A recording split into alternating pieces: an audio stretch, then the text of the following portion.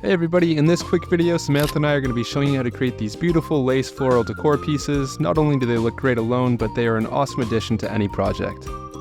To begin, we will hoop 2 pieces of wash away stabilizer with 1 piece of water soluble topping.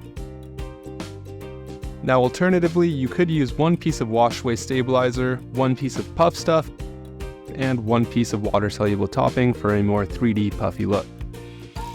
We can then put our hoop on the machine, choose our colors, and run the design.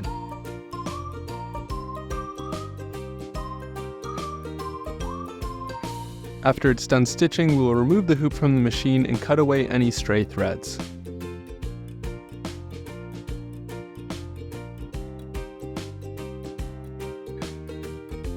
From here, we can dissolve the entire sheet in a bowl of warm water and be sure to work out all of the stabilizer.